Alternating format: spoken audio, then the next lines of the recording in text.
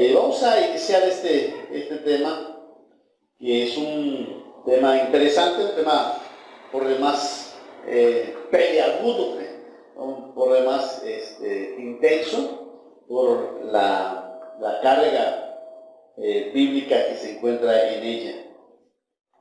Y te invitamos a que vayas a la palabra de nuestro Dios, al libro de Lucas, en el capítulo 19, si puedes ir a esa porción de las Escrituras. Espero que vayas al texto bíblico de la palabra de nuestro Dios. Dice la palabra de nuestro Dios de la siguiente manera, Lucas capítulo 19, versículo 11 al 27. Dice la palabra del Señor así: oyendo estas cosas prosiguió Jesús y dijo una parábola. Porque por cuanto estaba cerca de Jerusalén, y ellos pensaban que el reino de Dios se manifestaría inmediatamente. Subraya este asunto. 12. Dijo, pues un hombre se fue a un país lejano para recibir un reino y volver. Llamando a sus 10 siervos, les dio minas y les dijo, negociad, entre tanto vengo. Pero sus conciudadanos le aborrecían y enviaron tras él una embajada diciendo, ¿qué decían?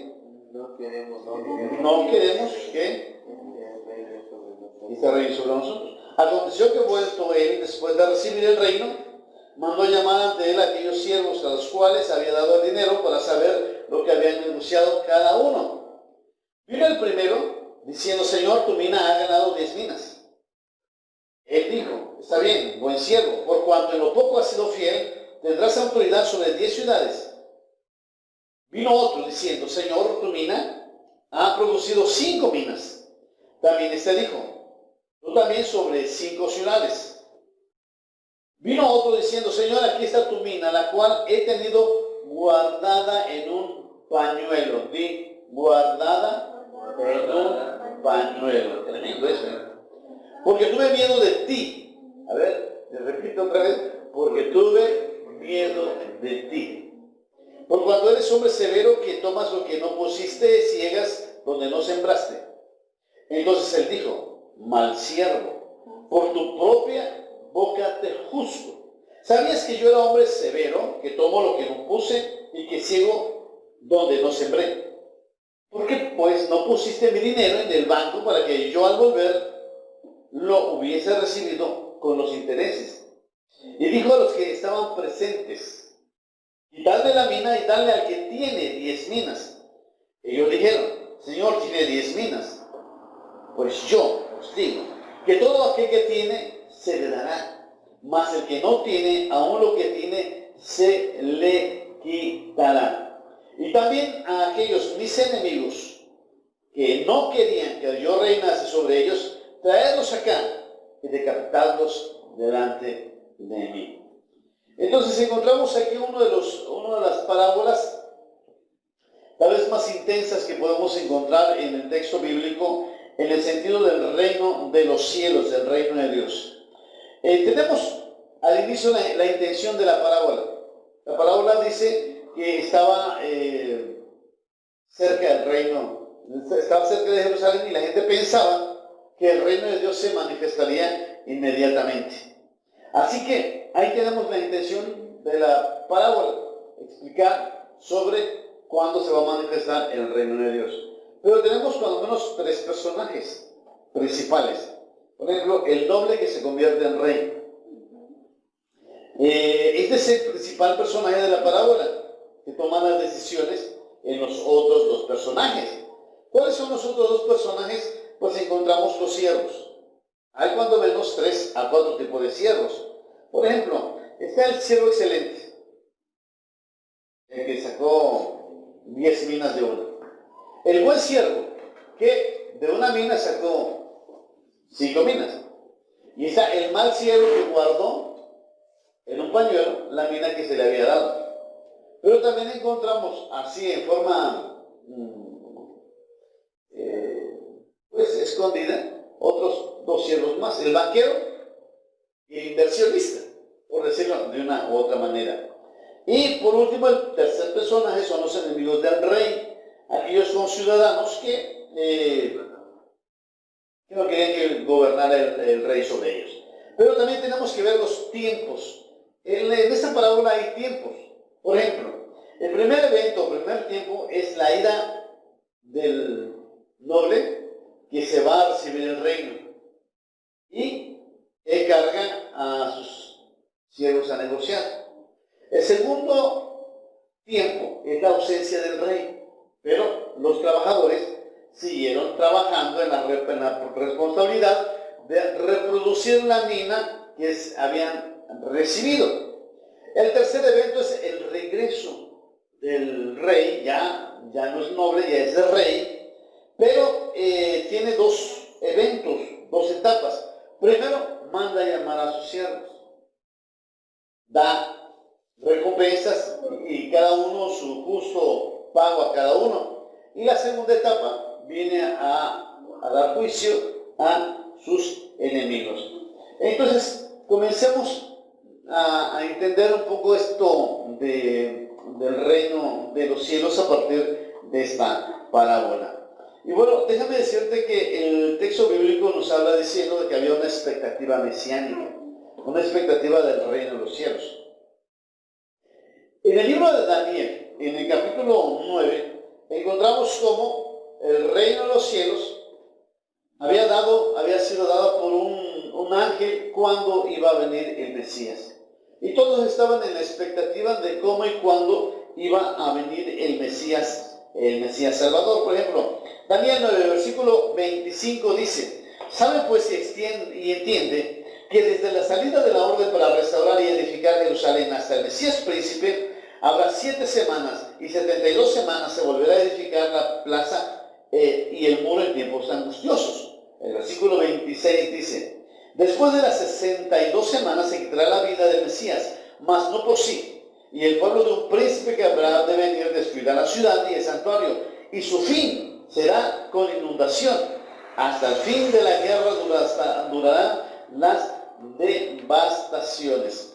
Entonces encontramos cómo las escrituras nos hablan diciendo de cómo ya se encontraban rasgos del tiempo del fin, o cuando menos el rasgo de la venida del Mesías. Entonces, según las estadísticas o la fecha que estaba estableciendo el ángel, nos dice que se pensaba que ya habían pasado los 483 años de las 62 semanas. Faltaba una semana más por anunciar. Ya esto lo hemos estudiado anteriormente aquí en la congregación, en los meses pasados, acerca de cómo la orden de Artajerjes a Esdras en el 457 a.C. parece ser que era el asunto primordial del ángel, cuando dice que desde la orden para restaurar y edificar Jerusalén hasta el Mesías príncipe habrá 7 semanas y 72 semanas. Y se volverá a edificar la plaza. Entonces encontramos la fecha de 69 semanas, que son aproximadamente estas, ¿no? Considerando que son años de 365 días, estamos hablando de 483 años. Y es más o menos al aproximado el 26 después de Jesucristo, más o menos en el tiempo del bautismo de nuestro Señor Jesucristo. Bueno, basado en esta suposición, en esta expectación, había una expectación mesiánica, una expectación de que el Mesías iba a venir y que el reino de Dios iba a manifestar. Eso es lo que estaba populando, por decir así, influyendo en la época de nuestro Señor Jesucristo, de tal manera que cuando Juan el Bautista empezó a predicar el Evangelio del arrepentimiento, el bautismo del arrepentimiento, dice allá, si nos vamos en Juan capítulo 1, versículo 19 al 22, este es el testimonio de Juan cuando los judíos enviaron de Jerusalén sacerdotes y levitas y le preguntaron: ¿quién eres? Confesó y no negó, más declaró: yo no soy el Cristo. Ellos estaban esperando la respuesta: ¿quién eres tú? Y él dijo, yo no soy el Cristo. Y añade el versículo 21 al 22. Le preguntaron, ¿qué pues? ¿Eres tú Elías? No soy. ¿Eres tú el profeta? Respondió, no. Dijeronle, pues, ¿quién eres? Para que demos respuesta a los que nos enviaron. ¿Qué dices de ti mismo? El profeta Juan, Johanán, le decía, yo no soy el Cristo, pero tampoco soy Elías. Aunque el Señor Jesucristo añade diciendo de que este era Elías. Es decir, él era el profeta que tenía el espíritu de Elías que iba a preparar la venida del Señor. Y que Jesús era el Señor.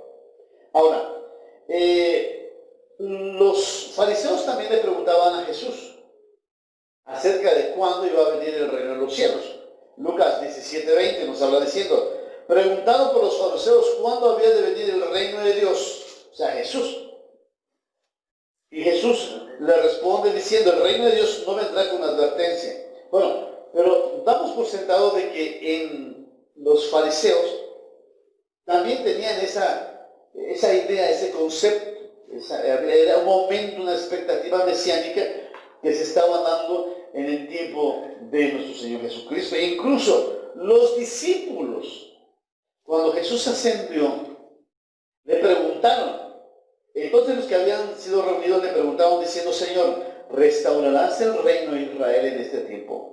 O sea, había una expectativa del reino de Dios mesiánico.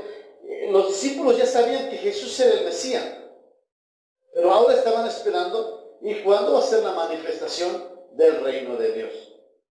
Y podemos seguir en esta porción de Hechos 1, como le contesta el Señor Jesucristo. Lo cierto es que cuando vemos la parábola en sí, en el capítulo 19 de Mateo, de Lucas, encontramos que inmediatamente después de salir de la casa de Zaqueo, le empiezan a preguntar, ¿cuándo va a venir el reino de los cielos? Entonces Jesús les habla diciendo, con una parábola, acerca de que pues había un noble y tenía que irse a recibir un reino lejano. Así comienza esta parábola y añade y volver. El noble tenía que irse a un reino lejano y volver. Esta parábola tiene su fase histórica, pero también tiene la verdad cristiana. Por ejemplo, ¿cuál es la verdad, la fase histórica? La fase histórica es que existe un paralelismo en lo que había sucedido en los tiempos de Jesús antes con Herodes el Grande. Después de la muerte de Herodes el Grande, su hijo Arquelao se fue a Roma a pedirle al emperador que le restituyera a él como hijo, como rey sobre esa zona de Judea del papá. Pero embajadores de los judíos fueron a decirle que él no fuera rey, sino que fuera otro. Pero el César le dio a Arquelao el trono de su papá. Después viene otra historia, que lo depusieron, le pusieron a otro, de tal manera que llegó Poncio Pilato, el quinto que sucedió en ese trono. Lo cierto es que ahí había una fase histórica, pero vamos a la verdad cristiana. ¿Cuál es la verdad cristiana? La verdad cristiana es que este noble era Jesús el Mesías, el Salvador, el Redentor, y que tenía que morir. Así es, para recibir del Padre todo dominio, todo poder del universo. Cristo les anticipó a sus discípulos que Él tenía que irse. Él se los dijo una y otra vez, por ejemplo, Juan 14:1 dice, en la casa de mi Padre muchas moradas hay. De otra manera os lo hubiera dicho, voy, lo recalco aquí en letras mayúsculas, negritas, voy pues a preparar lugar para vosotros. Y si me fuere, vuelvo a decir otra vez, y si me fuere, os aparejaré lugar, vendré otra vez y os tomaré a mí mismo, para que donde yo estoy, vosotros también estéis. Y sabéis a dónde voy, y sabéis el camino. Él había dicho, muchas veces me tengo que ir. Me tengo que ir. Porque Jesús, de una u otra manera, había dicho que él tenía que recibir del Padre la bendición, tenía que recibir del Dios el eterno Salvador pues la potestad. Ya hemos dicho anteriormente como Dios le había dicho: tú eres mi hijo, yo te he engendrado hoy. Dios tiene un hijo y ese hijo es Jesús. Para Jesús, Dios era su Padre. Y la gente se enfurecía porque llamaba a Dios Padre, haciéndose igual a Dios. Y definitivamente tenía que irse, tenía que morir en la cruz del Calvario, tenía que ser levantado. Tenía que ser levantado como Elías fue levantado, como Enoc fue traspuesto, mientras caminaba con Dios, fue llevado y se fue ante Dios. Cristo no tenía que quedarse en el Seol, como dicen las Escrituras, o en el Hades, sino tenía que ser librado de la garra del Hades, del Seol, para ascender al cielo de Dios. ¿Sí? Tenía que ascender al cielo de Dios. La Biblia es claro, ¿no? Ese país lejano, definitivamente es el reino de Dios en los cielos. Y lo decimos cada vez que leemos el Padre Nuestro. Padre nuestro que estás en los cielos. ¿Dónde está el Padre? En los cielos. Y allá, santificado sea tu nombre, vénganos tu reino, sea hecha tu voluntad en el cielo como también donde en la tierra. El cielo es el cielo de Dios. Y Jesús tenía que ir ¿a dónde? Al cielo de Dios. Por ejemplo, en algunos testimonios cristianos encontramos como dicen las Escrituras. Por ejemplo, Mateo 26, 64, Jesús le dice a los que lo estaban juzgando: tú has dicho, además os digo, que desde ahora veréis al Hijo del Hombre sentado a la diestra del poder de Dios, viniendo sobre las nubes. Él tenía que ir y tenía que estar viniendo. En Hechos 5:31, el apóstol Pedro habla diciendo: a este Dios le ha exaltado a su diestra por príncipe y salvador, para dar a Israel arrepentimiento y perdón de pecado. Cristo tiene que irse y regresar. Y así podemos añadir como Esteban, cuando iba a morir, dice que vio los cielos abiertos.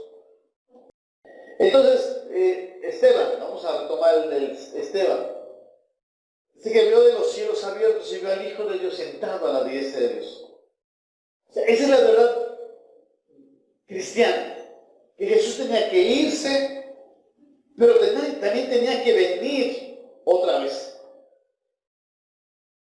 Porque Él va a venir. Lo dice con toda claridad las Escrituras. 1 Timoteo, 2 Timoteo 4:8.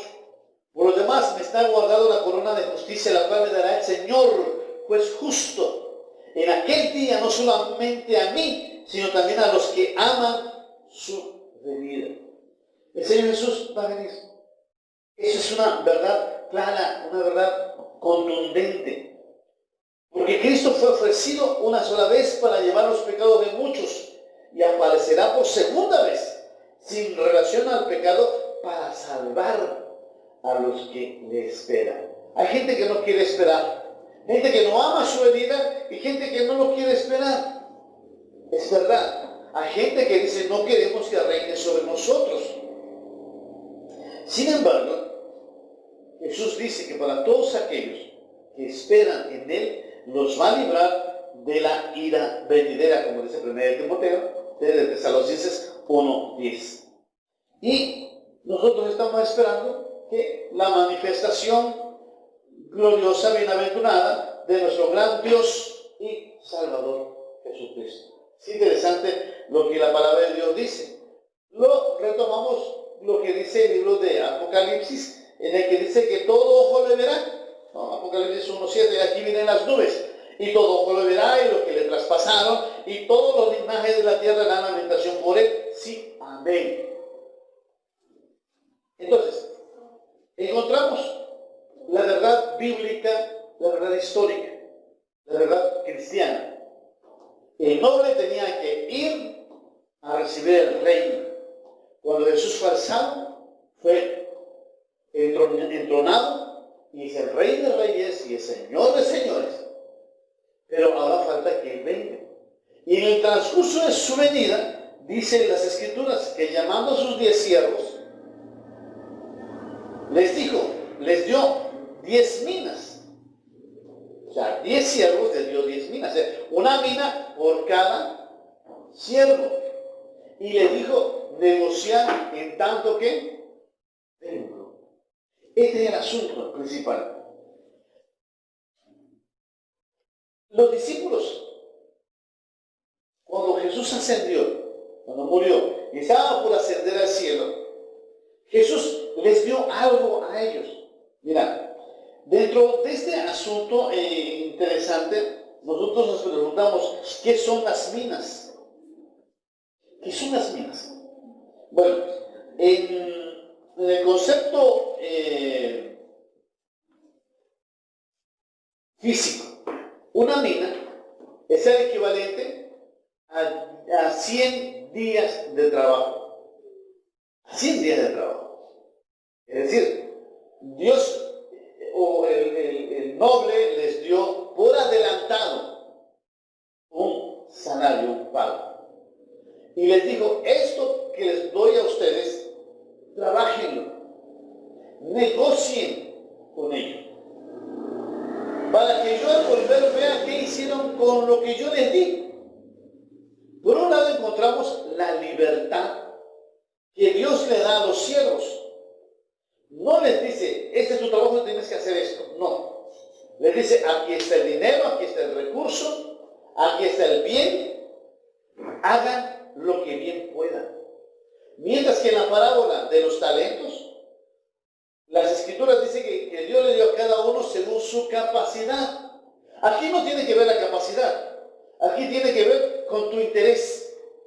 Con el interés que uno tenga para desarrollar lo que bien le parezca. Con el bien que a todos nos dio. Es decir, a nadie dio más, a nadie dio menos. Es tu deseo y tu interés de cómo vas a recibir la mina, esa porción de recursos.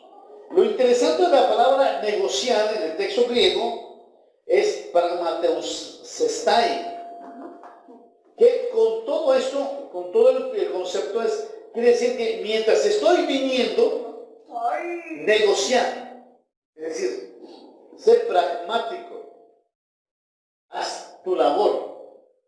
Tú vas a rendir cuentas de lo que Dios te ha dado o de lo que Jesucristo te ha dado en algo.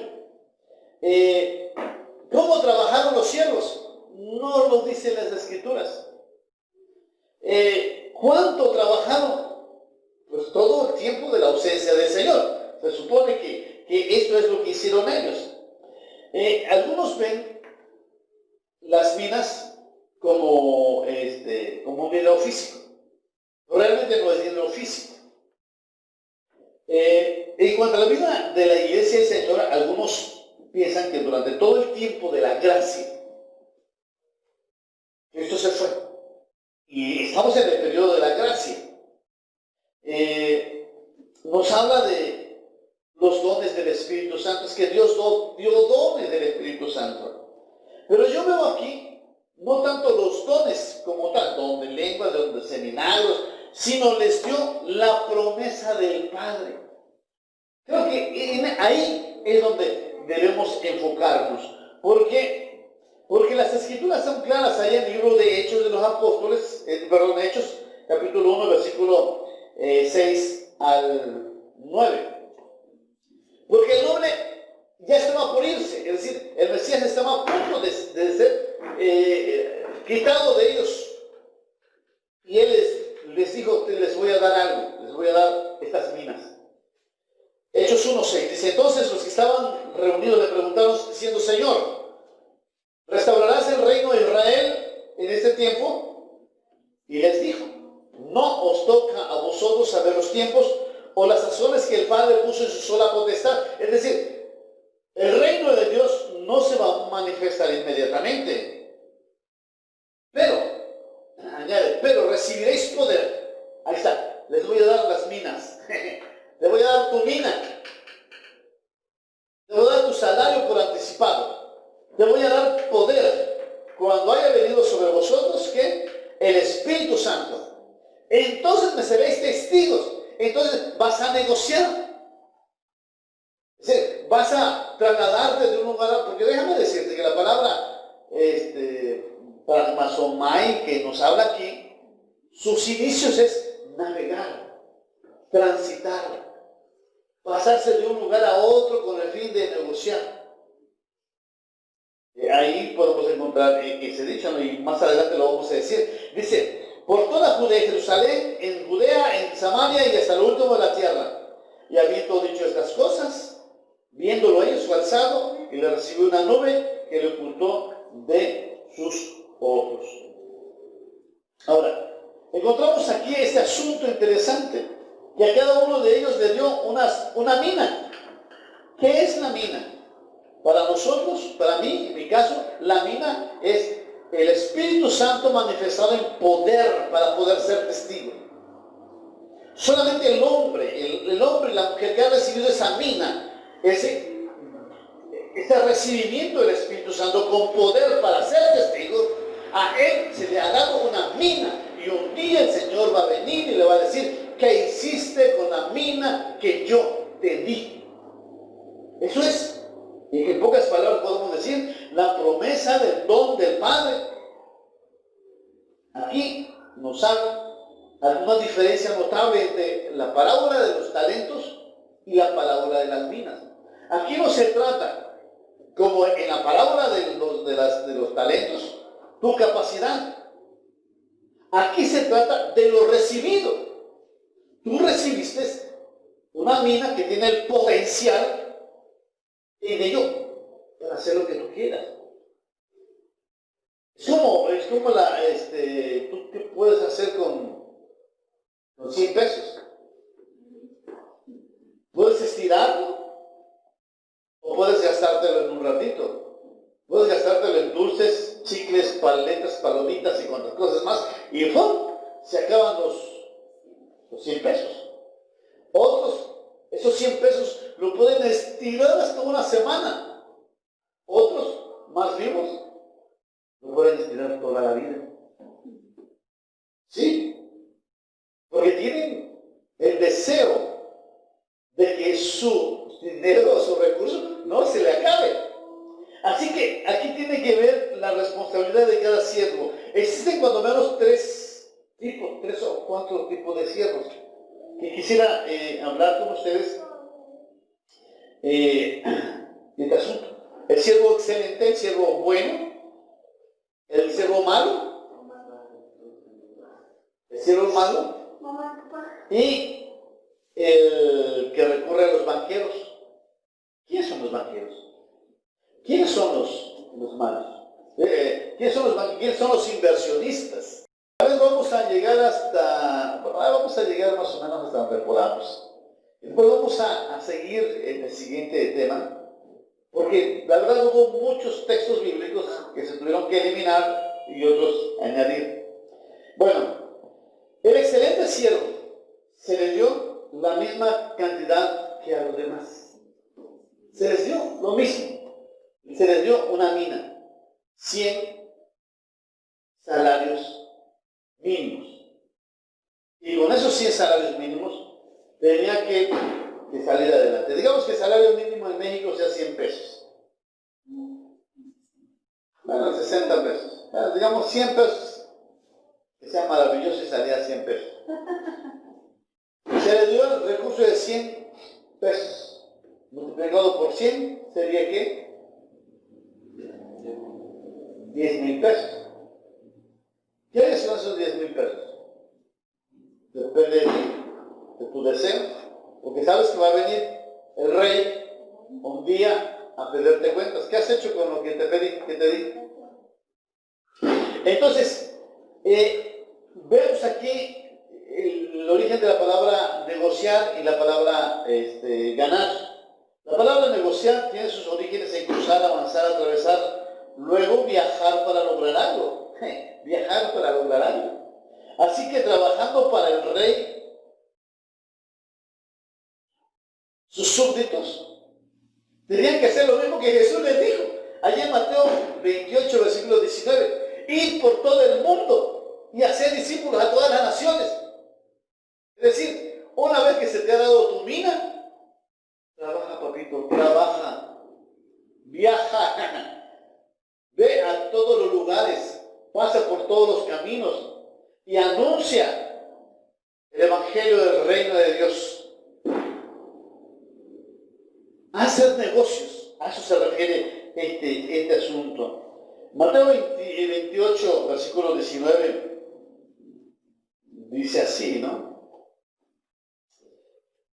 Ir por todo el mundo y predicar el evangelio y hacer discípulos a todas las naciones. Esto es lo que hizo la diferencia entre los otros dos tipos de siervos que vendrían después.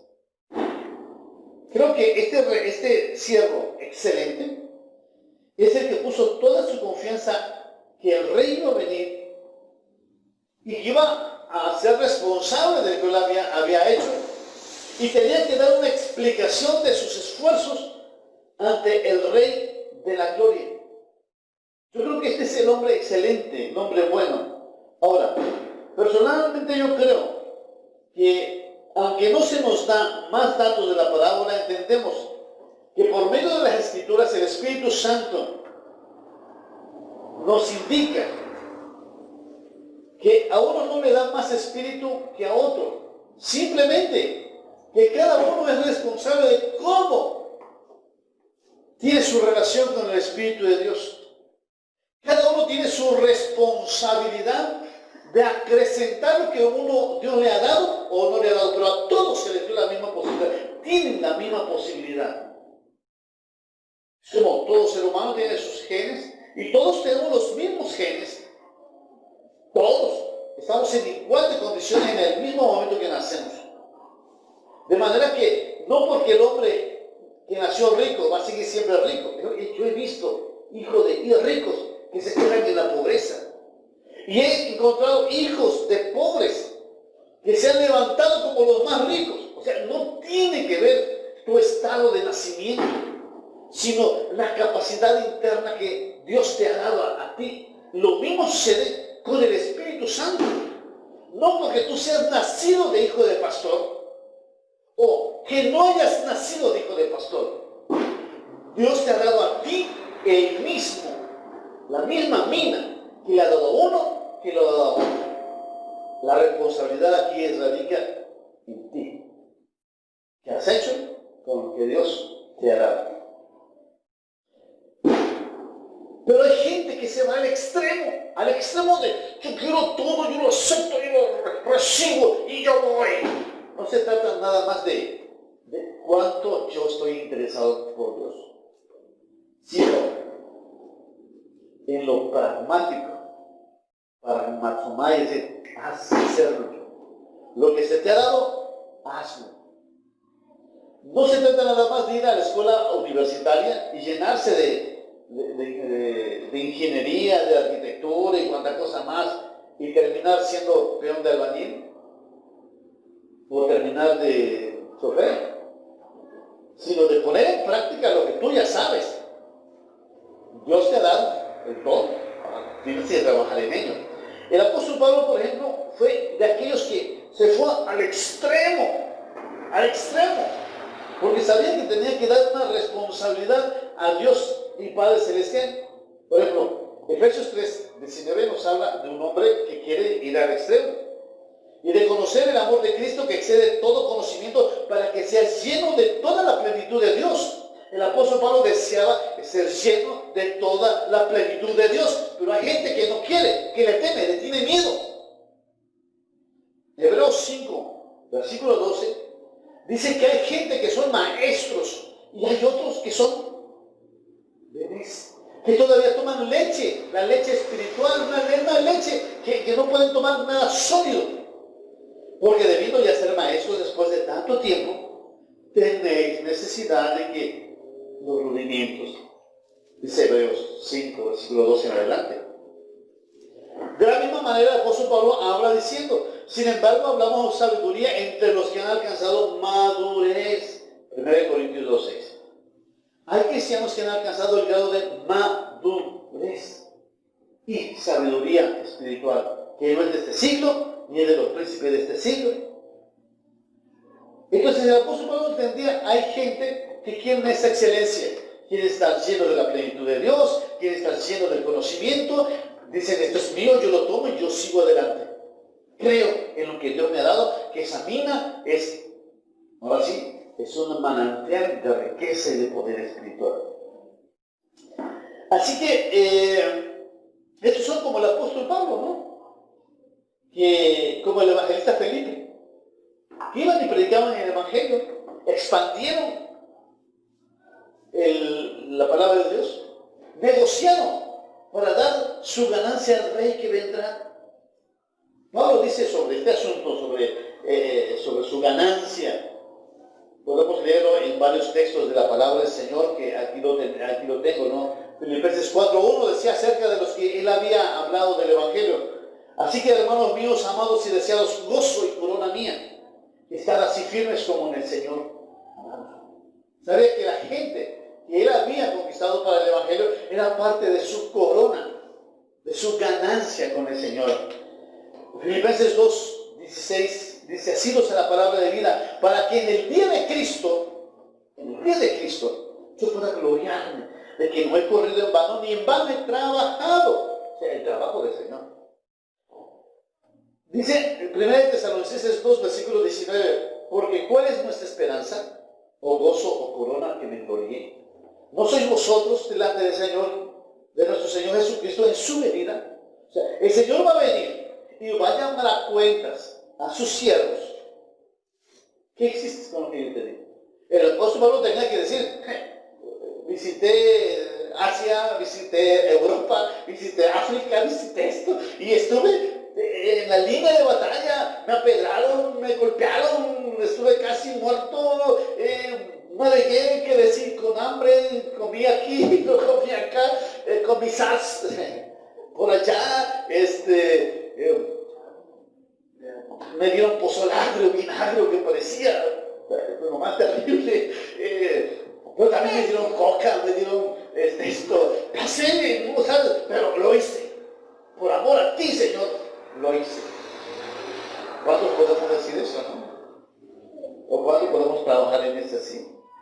Dice, segunda de Timoteo 4:1, te encarezco delante de Dios y del Señor Jesucristo, que juzgará a los vivos y muertos en su manifestación y en su reino. ¿Cuánto tiempo tienes que predicar? El apóstol Pablo lo dice con claridad. Predicas con la palabra. Insistes a tiempo y fuera de tiempo. Redarguye, reprende, exhorta con toda paciencia y doctrina. El apóstol Pablo no solamente quería ser parte de este ministerio, sino también quería que otros también fueran parte de ese ministerio, ser de los siervos excelentes. Y nos da pautas en las escrituras de cómo se debe trabajar en el evangelio para que cuando el Señor venga no lo encuentre avergonzado, sino pueda decir, Señor, tu mina ha ganado 10 minas. Y el apóstol Pablo nos habla diciendo de esta forma, de esta manera. Mira, vamos a ver esta opción, esta porción de la palabra del Señor. Yo creo que con eso me voy a quedar y ya la próxima semana sigo con esta porción de las escrituras, porque es importante que los súbditos entiendan en qué posición nosotros estamos. Y me voy a quedar solamente en la del siervo excelente. 1 Corintios 15:10 dice, pero por la gracia de Dios soy lo que soy, y su gracia, el don del Espíritu, el Espíritu Santo, no ha sido en vano para conmigo, antes he trabajado, he negociado, más que todos ellos, pero no yo, sino la gracia de Dios conmigo.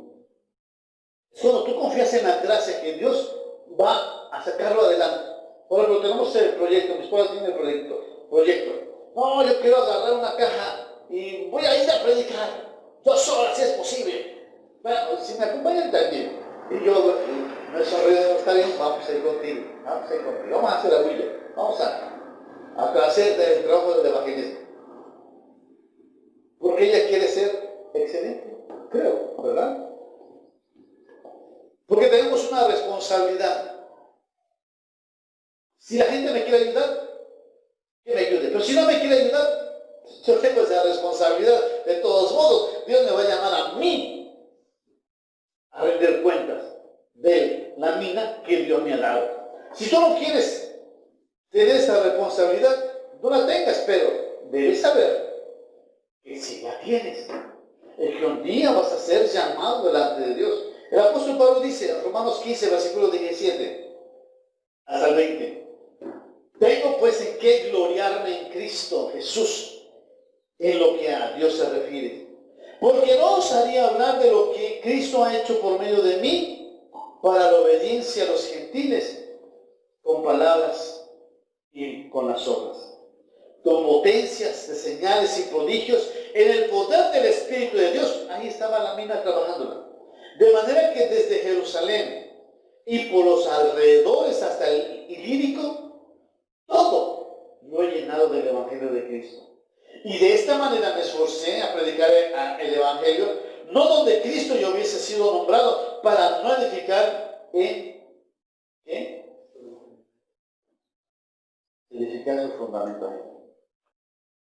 Y si tú lees Corintios, 1 Corintios 15 y Romanos 15, nos habla de cómo fue su trabajo del Evangelio, cómo padeció, cómo sufrió, para que un día, cuando el Señor los llame a su presencia, pueda ellos responder, Señor, lo que tú me diste, aquí está, y te he dado 10 veces más.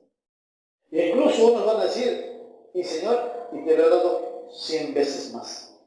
Y otros van a decir, Señor, la mina que me diste ha producido 1000 más. Y otros,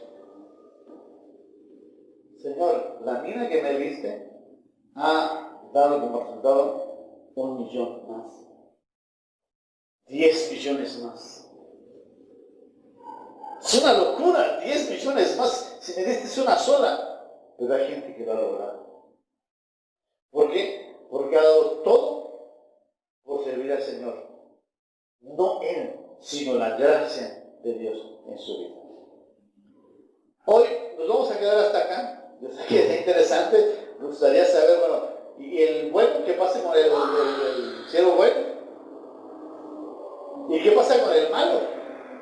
¿Y quiénes son los banqueros? ¿Y quiénes son los inversionistas? Eso lo vamos a ver a su tiempo. Creo que es un poco menos del tiempo que lo vamos a ver. ¿Y qué pasa con sus adversarios? Pues eso lo vamos a ver a su debido tiempo. Por lo pronto, hoy quiero invitarte, hermano, amigo en el Señor, a decirte que la mina que Dios te ha dado no es menos ni es más.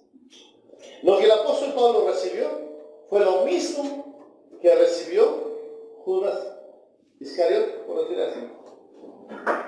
Pero uno lo desechó y otro lo tomó con todo su corazón. Lo que recibió Pedro, Juan, Santiago, Esteban, fue el mismo que tú has recibido. ¿Quieres ser excelente? Entrega toda tu vida al Señor. No desperdicies el don de Dios y la gracia de Dios que te ha dado. No lo hagas gastar en chucherías espirituales, sino hazlo producir para el reino de Dios. Un día el Señor vendrá y te llamará a juicio. Y tú podrás decir, Señor, la mina que tú me diste ha producido 10 almas más para tu gloria. Otro va a decir, bueno, todo bochín lo he llenado de tu palabra, Señor. Todo lo he llenado para tu palabra. Ah, bueno, pues reinen y todo. Reinen en bochín. Vas a reinar aquí, fulano, esto va a ser tuyo. Señor viene con recompensas. No lo hacemos por las recompensas, lo hacemos porque seremos juzgados un día delante de nuestro Dios. Vamos a ponernos sobre nuestros pies y vamos a adorar al Señor. Padre, en el nombre precioso de Jesús. Hemos hablado de tu palabra y tu palabra ha golpeado, Señor. Ha golpeado mi corazón. Podemos decir que siervos inútiles somos, porque los que nos mandaste a hacer eso hicimos. Pero no nos hemos atrevido a hacer más. No somos tan osados, mi Dios. Hemos agarrado nada más la espada y el escudo y nos hemos defendido nada más en nuestras trincheras. Pero tú quieres, mi Dios, que agarremos la espada de tu palabra, el escudo de la fe, transformarlo totalmente y salir de la trinchera donde estamos y empezar a conquistar. Empezar, Señor, a tener ese valor de llenarlo todo para ti. Porque tú vendrás un día y nos pedirás cuentas de nuestras acciones. Padre, derrama valor, y como dice tu palabra, del nuevo. Ese valor infinito que viene de tu gloria y tu gracia. Porque tú nos has dado tesoros en vasos de barro. Nosotros somos el barro, pero tú eres el tesoro, mi Dios. Y por ese tesoro que tú nos has dado, las cosas se van a multiplicar grandemente. Bendigo, Señor, a mis amigos y a mis hermanos, mi Dios.